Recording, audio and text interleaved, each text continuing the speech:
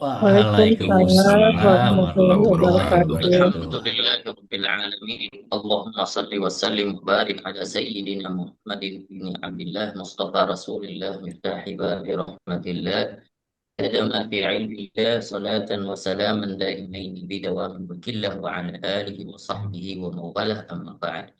Subhanaka la ilma lana illa ma 'allamtana innaka antal alimul hakim. Rabbi syrah li sadri wa yassir li amri wahlul 'uqdatam min lisani yafqahu qawli. Qala Rasulullah sallallahu alaihi wasallam khairukum man ta'allama al-Qur'an wa 'allama. Wa qala man salaka tariqan yaltamisu bihi 'ilma sahala Allahu lahu bihi tariqan ila jannah atau kama qala Rasulullah sallallahu alaihi wasallam. Baik pada eh, malam hari ini, alhamdulillah, syukurillah, puji syukur kepada Allah Subhanahu wa taala. Salam dan salam kepada baginda Nabi Muhammad sallallahu alaihi wasallam, kepada para sahabatnya, keluarganya, tabi'in, ulama mutaqaddimin dan ulama mutaakhirin serta ulama zaman.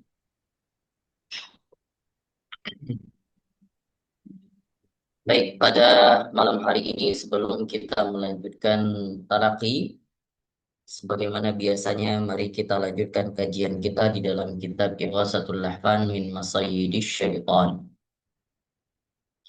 Baik, pada pasal selanjutnya, Al-Imam Ibnul Qayyim ini menjelaskan terkait dengan bagaimana kita bisa membedakan terkadang mana pintu ikhtiar dan mana pintu was-was.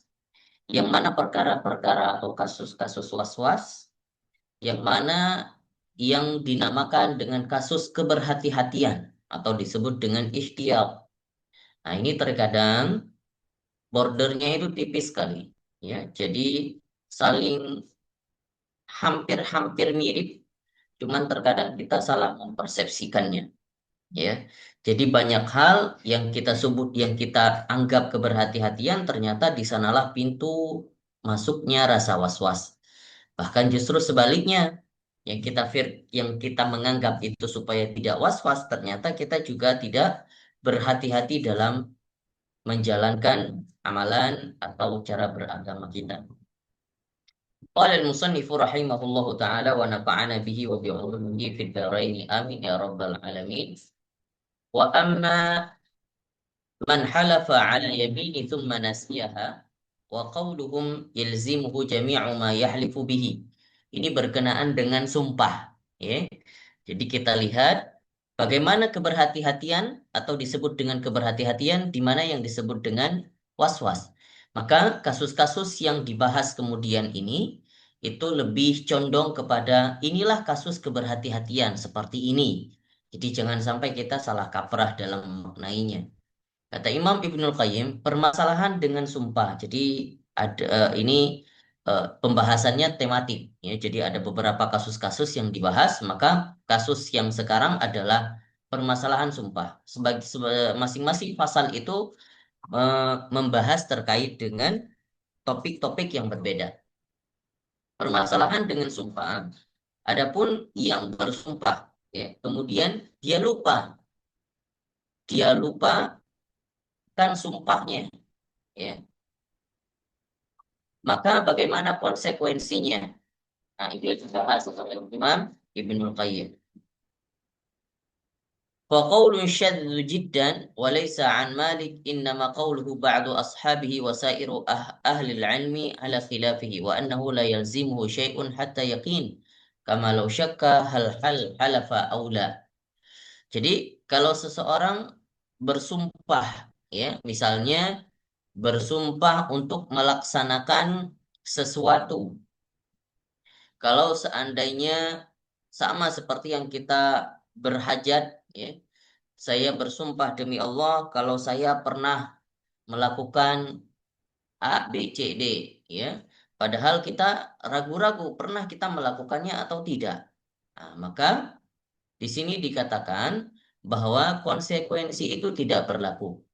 Kalau misalnya ragu-ragu, artinya konsekuensi sumpah itu tidak berlaku. Kalau seandainya kita ragu-ragu, bahkan kalau kita lupa, apakah kita pernah melakukannya? atau tidak pernah. Ini sebagian kata para ulama, ya, termasuk daripada kalangan sahabatnya Imam Malik, artinya pada para ashab pengikutnya Imam Malik, bukan Imam Malik ya, ini bukan perkataan Imam Malik, bukan pendapat Imam Malik, tapi pengikutnya Imam Malik. Sebagian mengatakan bahwasannya konsekuensi itu tidak berlaku. Tapi sebagian juga mengatakan bahwa eh, itu tetap berlaku. Kenapa? Karena memang kalau memang itu disebut dengan sumpah, harusnya dia harus lebih berhati-hati dalam melakukan sumpahnya. Ya, jadi tidak boleh bersumpah sembarangan.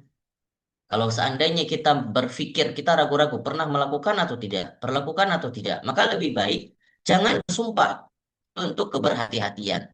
Dalam permasalahan sumpah seperti ini, kita boleh berhati-hati atau disebut dengan ihtiyat. Jadi jangan pula menganggap remeh. Jangan sampai kita melihat sumpah itu terlalu remeh. Bahkan kegampangan sumpah akhirnya.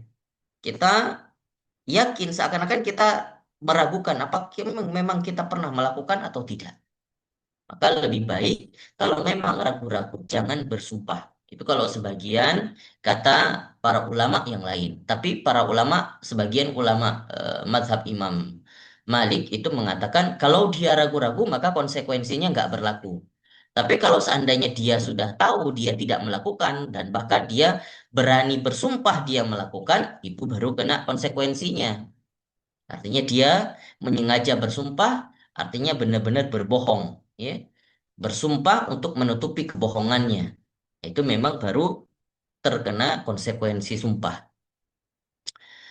Adapun wa amma man halafa la yaf'alanna kadza wa la yu'ayyin waqtan.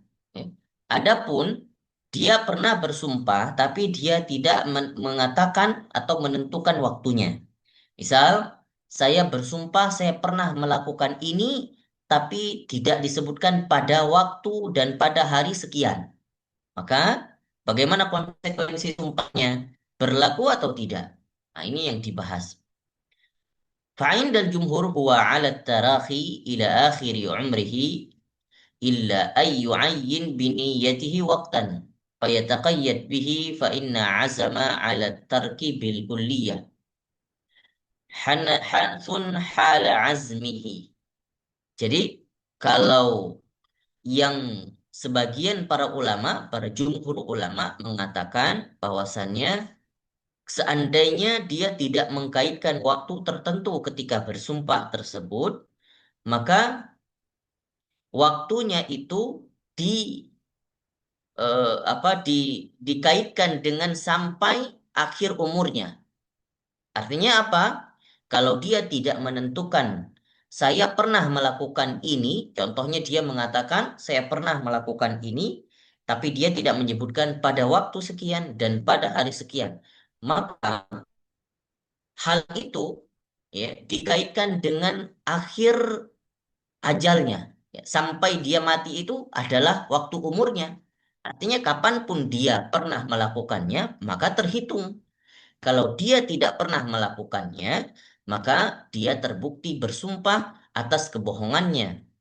Itu kata para jumhur.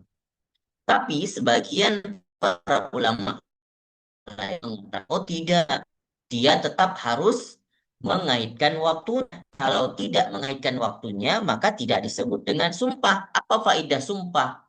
Begitu, ya. Jadi kalau bersumpah, saya pernah melakukan ini dan itu harus mengaitkan waktunya pada hari kapan, waktu kapan, itu baru disebut dengan bersumpah ada faedahnya. Gitu. Atau bersumpah saya tidak melakukan pada hari sekian, saya tidak mencuri pada hari sekian, waktu sekian, maka itu harus disebutkan. Baru itu dinamakan dengan sumpah. Karena untuk menentukan konsekuensi sumpah. Nah, ini berkaitan dengan sumpah. Jadi kalau kita ngomong sumpah ini sebenarnya serem, ya, karena konsekuensinya berat, berat, Bapak Ibu sekalian. Bisa mendatangkan ketidakberkahan atas kehidupan kita, bahkan waliyadzubillah kita bisa jadi bisa jatuh laknat Allah atas kita dan atas keluarga kita. Ini karena faktor sumpah. Jadi serem kalau ngomongin sumpah. Makanya jangan sampai menggampangkan yang disebut dengan sumpah. Adapun bab-bab setelahnya itu masih membahas terkait dengan eh, yang disebut dengan permasalahan-permasalahan masih terkait dengan permasalahan sumpah tersebut. Hanya saya skip dan kita lanjut di permasalahan topik yang lainnya.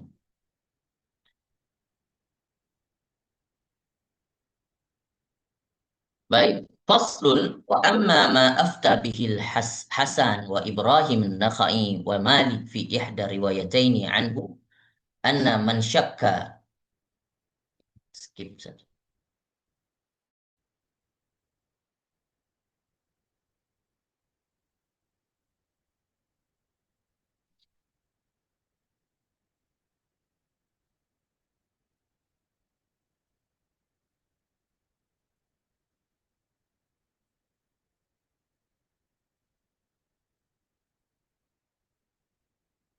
Baik, pasal selanjutnya adapun yang difatwakan oleh Imam Hasan, Imam Ibrahim An-Nakhai dan Malik atau Imam Malik fi ihda riwayataini dan dalam salah satu riwayatnya ini permasalahannya sudah berbeda, bukan permasalahan sumpah, tapi permasalahan terkait dengan batal wudhu. Topiknya berganti. Apa yang disebutkan? Anna man syakka hal intaqada wudu'ahu amla.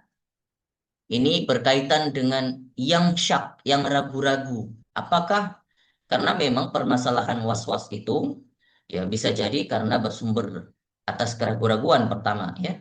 Maka keraguan-raguan itu kita harus bersikap bagaimana. Nah, maka dalam pasal-pasal ini itulah yang dibahas oleh Imam Ibnul Qayyim supaya kita bisa ini istilahnya obat ya diberikan oleh Imam Ibnul Qayyim untuk mengatasi rasa ragu-ragu kita. Namanya kita ragu-ragu, kita kadang bimbang ya, nggak tahu mau kemana, jalan A atau jalan B yang kita pilih. Maka di sini diuraikan oleh Imam Ibnu Qayyim harusnya bagaimana. Jadi dalam beberapa kasus-kasus tertentu itu bisa dijadikan acuan dan contoh. Anna man syakka yang beragu-ragu, yang merasa ragu-ragu kalau wuduknya itu batal atau tidak. Meskipun memang ini dibahas oleh para ulama dengan diskusi panjang lebar yang bisa dikatakan eh, ada yang bersepakat untuk mengambil jalan A, ada yang bersepakat mengambil jalan B, artinya ini masih terjadi khilaf, ya, masih terjadi khilaf di antara di tengah-tengah para ulama dahulu juga. Wajib alaihi an ayyatawadda'a ihtiyatan.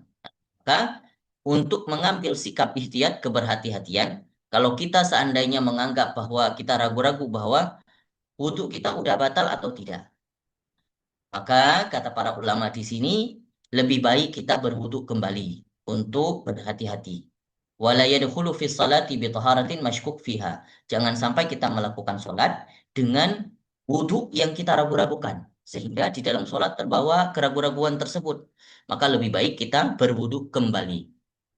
Nah, tapi nanti dibahas dan dibantah oleh ulama yang lain karena memang ada sumber dari hadis Nabi Shallallahu Alaihi Wasallam yang pernah kita bacakan dulu ya di permasalahan yang dulu. Nah, ini masalahnya adalah ketika kita sudah berwudu. Ini ketika kita sudah berwudu, permasalahannya apakah sudah batal atau tidak? Faktor batalnya bermacam-macam ya. Artinya kita tahu bahwa faktor yang membatalkan wudu, apakah itu terjadi atau tidak sama kita. Bukan yang meragukan udah wudhu atau belum. Nah, ini beda masalahnya. Bisa dibedakan antara kita ragu antara batal wudhu atau tidak. Artinya kalau batal wudhu atau tidak, kita sudah berwudhu. Cuman kita meragukan ada nggak faktor-faktor yang membatalkan wudhu itu terjadi pada diri kita. Beda hal dengan kita membedakan kasus dengan apakah kita meragukan udah wudhu atau belum. Maka para ulama mengatakan kalau meragukan udah wudhu atau belum, maka lebih baik wudhu. Ya, maka lebih baik wudhu itu sudah ittifaq para ulama, ya berwudhu kalau meragukan wudhu atau tidak. Tapi kalau meragukan kita batal atau tidak setelah wudhu, nah ini khilaf pendapat ulama. Ulama sebagian berpendapat bahwa lebih baik wudhu lagi untuk ikhtiar, untuk keberhati-hatian.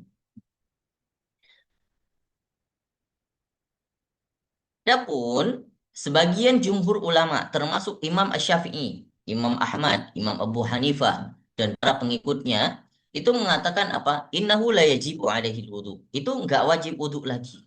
Kalau seandainya kita ragu-ragu bahwasannya apakah kita sudah batal wudu kita atau tidak, maka jawabannya apa? Kita harus apa namanya mendoktrin diri kita bahwa gak yang terjadi faktor-faktor batal wudhu itu nggak ada pada diri kita. Artinya apa? Kita harus meyakini diri kita bahwa wudhu kita tidak batal.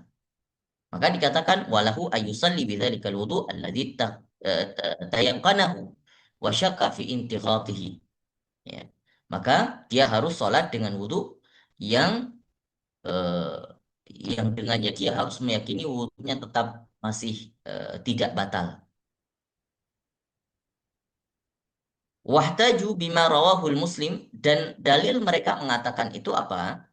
Ada yang kita bahas di permasalahan yang lalu, apa yang disebutkan fala yakhruju minal masjid hatta yasma'u sautan aw yajidu rihan. Kata Nabi Shallallahu alaihi wasallam bahwa jangan sampai kita menganggap wudhu kita batal atau keluar dari masjid sampai kita mendengar secara pasti, ya, mendengar secara pasti dengan telinga kita bahwa ada yang keluar atau ada yang terdengar. Yang dimaksud adalah seperti kentut, ya, terdengar jelas, atau ada indikasi-indikasi yang lain seperti baunya ada, ya, ada bau yang merasa tidak enak, seperti bau angin yang apa nggak menyedapkan, yang tidak menyedapkan, berarti itu adalah indikasi bahwa memang mungkin kita sudah membatalkan wudhu, ya, sudah batal wudhu kita. Maka seperti hal-hal yang kalau terjadi seperti itu, baru kita boleh atau dianjurkan untuk keluar dan wudhu kembali. Tapi kalau tidak, pendapat jumhur para ulama ketika ragu batal wudhu atau tidak, maka lebih baik yakinkan tidak batal wudhunya dan tetap melaksanakan sholat dengan wudhu tersebut. Adapun yang lain yang mewajibkan wudhu, di annaha, ini dalilnya apa? Mereka berdalil annaha salatul mustannidatun ila taharatin ma'lumatin qad syakka fi butlaniha fala yaltafit ila syak wala yazulul yaqin bihi. Sama kalau mereka mengatakan bahwasanya dalilnya kalau orang yang melakukan sholat dengan wudhu yang diragukannya, maka itu bisa menyebabkan keraguan-raguan dalam sholatnya. Maka kalau keraguan-raguan sholat, keraguan itu masih dirasakan di dalam sholatnya, maka itu tidak membuat sholat itu sah. Artinya sholat itu batal. Dan keraguan-raguan itu terkadang tidak bisa menghilangkan rasa keyakinan.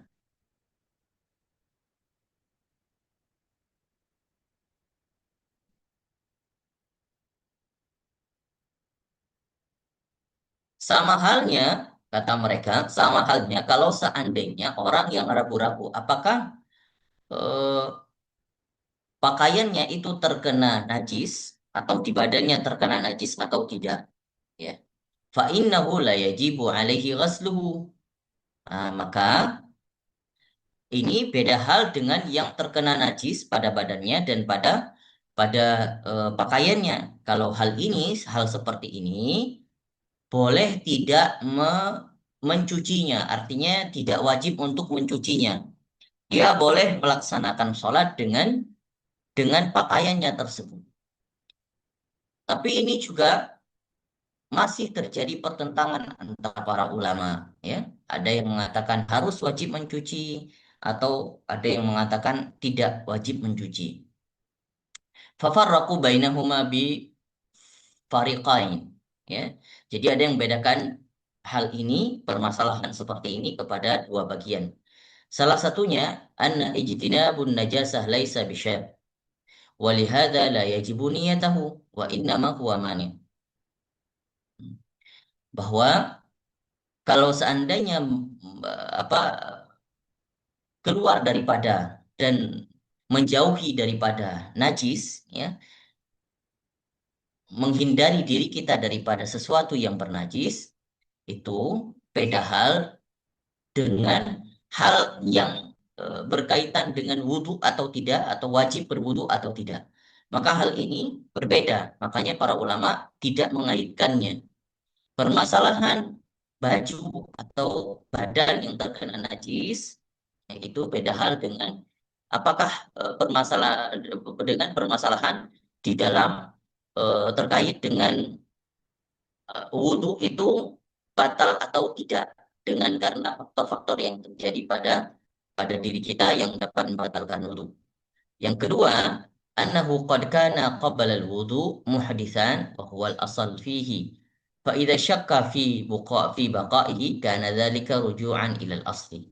وليس الأصل فيه النجاسة حتى نقول إذا شك في حصوله رجعنا إلى أصل النجاسة فهنا يرجع إلى أصل الطهارة وهناك يرجع إلى أصل الحدث أصل الحدث. Maka yang kedua ini disebutkan bahwa eh, yang dimaksud dengan sesuatu yang tidak membatalkan wudhu, maka hal itu bisa membuat